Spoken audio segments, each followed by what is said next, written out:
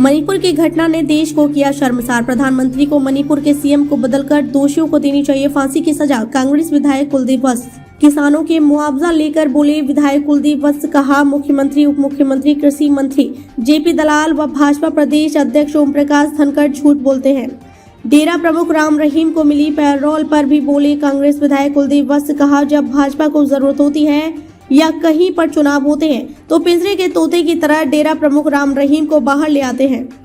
झज्जर अनाज मंडी स्थित कार्यालय पर क्षेत्र के लोगों की समस्याएं सुनने पहुंचे थे कांग्रेस विधायक कुलदीप वत्स। वहीं उन्होंने अपने कार्यालय पर क्षेत्र के लोगों की समस्याएं सुनी और उन्हें समाधान का आश्वासन भी दिया। प्रेस वार्ता के दौरान मणिपुर के हालातों पर पूछे गए सवाल पर कांग्रेस विधायक कुलदीप वत्स ने कहा, मणिपुर की घटना देश को बदनाम करने वाली और दिल को झकझोर करने वाली घटना है। देश के प्रधानमंत्री नरेंद्र मोदी को इसमें कड़ी कार्रवाई करनी चाहिए और मणिपुर के मुख्यमंत्री को तुरंत प्रभाव से बदला जाए और आरोपियों को फांसी की सजा दी जाए। वहीं 4 महीने से मणिपुर जल रहा है, लेकिन देश के प्रधानमंत्री विदेशों में घूम रहे हैं, लेकिन मणिपुर पर एक भी शब्द नहीं बोला है। इससे इनकी नीति और नीयत का पता चलता है। वहीं कांग्रेस विधायक ने भाजपा सांसद अरविंद शर्मा के भ्रष्टाचार में डूबी हुई पार्टियों के नेता ही लगाते हैं भाजपा पर आरोप वाले बयान पर भी किया पलटवार। कहा, भाजपा सांसद अरविंद शर्मा पहले यह बताएं कि पूर्व मंत्री मनीष ग्रोवर क्या कांग्रेस पार्टी के हैं, जो आपने रोहतक में सरेआम मनीष ग्रोवर और अधिकारियों पर भ्रष्टाचार के आरोप लगाए थे, वो कांग्रेस के हैं या बीजेपी के, ये बताएं। वहीं अभय चौटाला को मिली धमकी के सवाल पर भी बोले कांग्रेस विधायक कुलदीप वत्स। कहा, यह बड़ा गंभीर मसला है। चुने हुए जनप्रतिनिधि को ऐसे धमकियां मिलना, पुलिस को इस मामले में कड़ी कार्रवाई करनी चाहिए और दोषियों को सख्त सजा देनी चाहिए। वहीं जेजेपी में एनडीए में शामिल होने के सवाल पर भी बोले कांग्रेस विधायक। कहा, जेजेपी पार्टी के हाथ पल्ले कुछ नहीं है। दुष्यंत चौटाला खुद तो जीत कर दिखाएं, कुछ नहीं है, 0/0 है।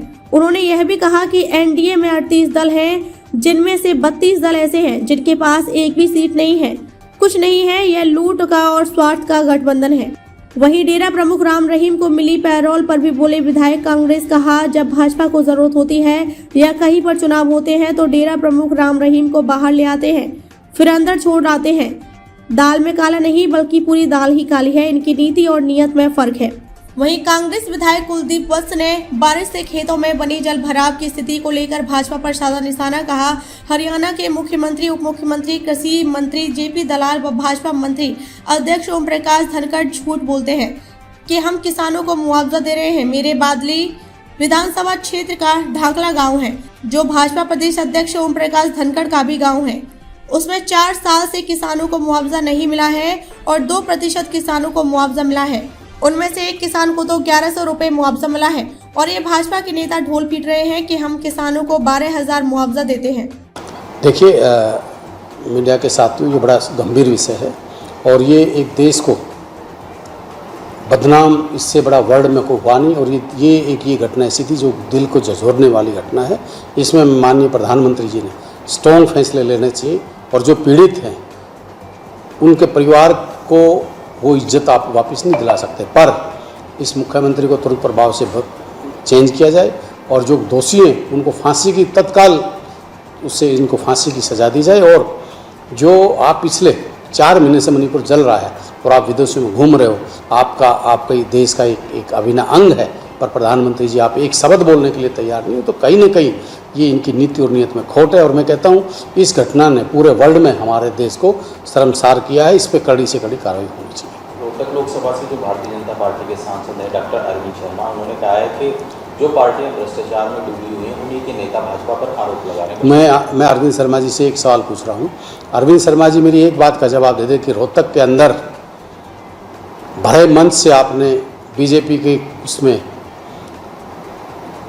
आपने कहा कि भ्रष्टाचार में लिपित हैं, आपसे लूट रहे हैं मुख्यमंत्री, और मनीष ग्रोवर पर सीधे अटैक किए और आपने भ्रष्टाचार के आरोप लगाए, वो कांग्रेस के थे या बीजेपी के थे, ये बता दें सर। हरियाणा में बेरोजगारी, मुख्यमंत्री जी का चश्मा भी उतरा नहीं है।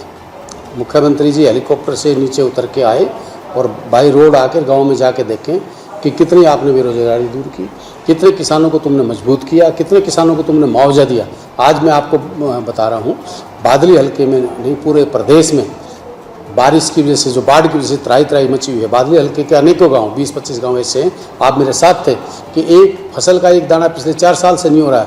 और झूठ बोलते हैं ये लोग, मुख्यमंत्री झूठ बोलता है, इनका डिप्टी सीएम झूठ बोलता है, इनका प्रदेश अध्यक्ष झूठ बोलता है, इनका जेपी दलाल झूठ बोलता है कि हमने इतना मुआवजा दे दिया। आप मेरे साथ थे, ढाकला गांव जो स्वयं ओम प्रकाश धनखड़ जी का गांव, मेरा भी गांव है, मैं उससे भी ओम प्रकाश जी ज़्यादा अपना गांव मानता हूं, मेरा भी गांव है। पर वहाँ एक किसान भाई ने कहा कि बोले जी कहीं मुआवजा आया, 2% मुआवजा आया, तो मेरे 2.5 एकड़ का 1100 रुपये मुआवजा आया। तो ये झूठी बातें करने वाले उन किसानों से माफ़ी मांगनी चाहिए। और ये किसान विरोधी और गरीब विरोधी ये पार्टी है। देखिए, ये जो राम रहीम जी को पैरोल मिली है, ये कोई इनके लिए कोई बड़ी बात नहीं है। ये तो हर महीने उसको बात निकालते हैं, जब इनको गर्ज होती है, इलेक्शन जहाँ जहाँ नज़दीक आते हैं तो राम रहीम को तोते की पिंजरे की तरह बाहर ले जाते हैं, फिर उससे बात कर लेते हैं, फिर उसको अंदर छोड़ देते हैं, फिर बाहर, फिर अंदर। तो ये पूरा दाल में इनके काला है, ना इनकी नीति ठीक है, ना इनकी नीयत ठीक है।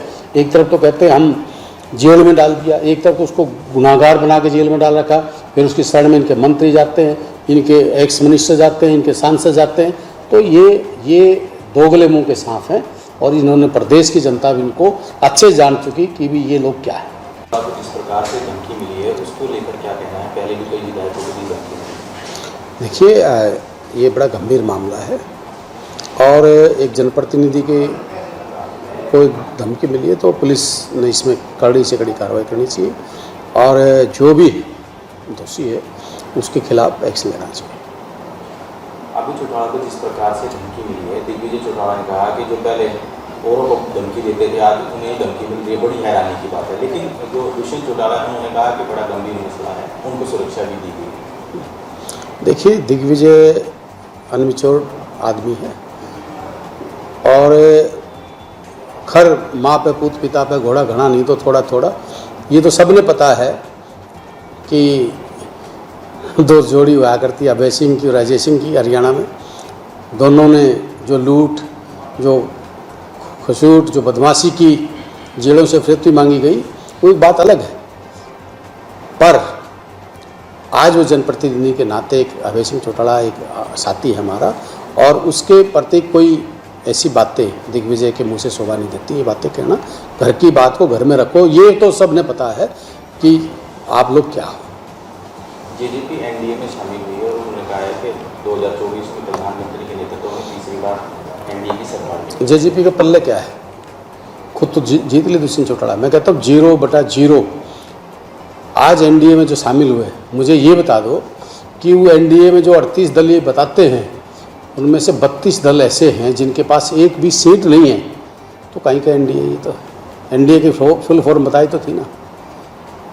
ये सिर्फ और सिर्फ अपने स्वार्थ के बस लगे हुए हैं और सिर्फ ये चाहते हैं कि हरियाणा में जितने लूट लें और लूट की गठबंधन है इनका और इनका कोई नहीं है। और मैं आज आपको बता रहा हूँ, जिस दिन ये इलेक्शन हो जाएगा, अभी तो इन्होंने खुद भगाने की खूब कोशिश की पर ये तो चिपके हुए थे फेविकोल की तरह।